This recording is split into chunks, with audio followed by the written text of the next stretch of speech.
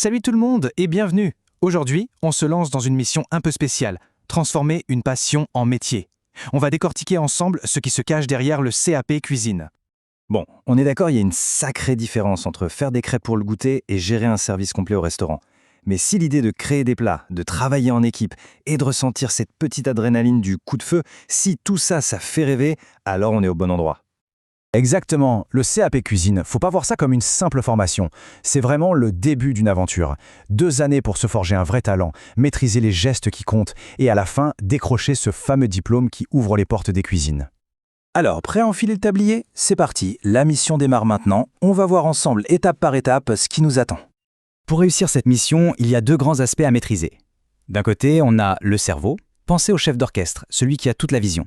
Et de l'autre, on a les mains. Eh bien, ce sont les musiciens, ceux qui vont jouer la partition à la perfection. Et l'un ne va pas sans l'autre pour sortir un plat de folie.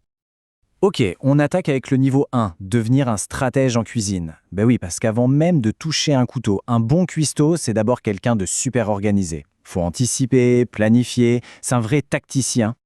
Ici, les missions, elles sont super importantes. On apprend à gérer les livraisons, à tout stocker comme il faut pour ne rien jeter, et surtout à prévoir ce qu'on va cuisiner. D'ailleurs, imaginez un peu la scène. Le camion de livraison vient d'arriver, ça sent le frais, il y a du bruit partout. Qu'est-ce qu'on fait en premier? On vérifie la température de la viande, les dates sur les yaourts? Eh bien voilà, c'est exactement ça le boulot du stratège. En gros, ça veut dire qu'on apprend à voir d'un seul coup d'œil si une livraison est bonne ou pas.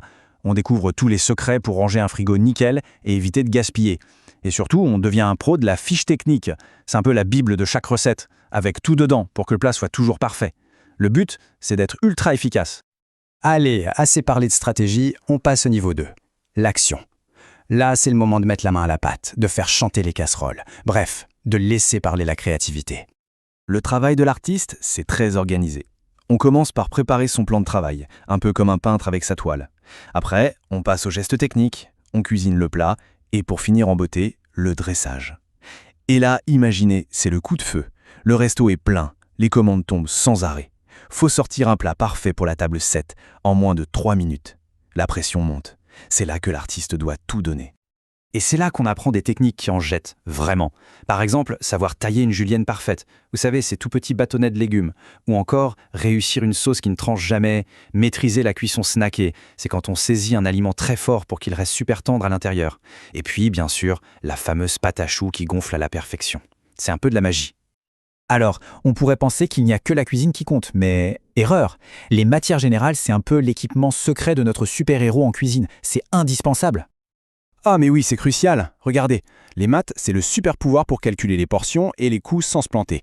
Le français, c'est hyper utile pour bien expliquer un plat. Et la PSE, la prévention santé-environnement, c'est le pouvoir de travailler en toute sécurité pour éviter les accidents. Bon, après 2 ans d'entraînement intensif, forcément, il y a le boss de fin de niveau, l'examen. Mais pas de panique, hein. Avec tout ce qu'on a appris, on est prêt pour le combat. Alors, cet examen, il se déroule en 2 grandes épreuves. La première, l'EP1, c'est une épreuve écrite de 2 heures. Là, on teste la tête, notre côté stratège. Et la deuxième, l'EP2, là, c'est le gros morceau. C'est 5 heures de pratique et un oral, où on doit montrer ce qu'on a dans les mains. Alors, cette épreuve écrite, l'EP1, elle a un coefficient de 4. C'est important, bien sûr, mais disons que ce n'est pas ça qui va décider si on gagne ou pas.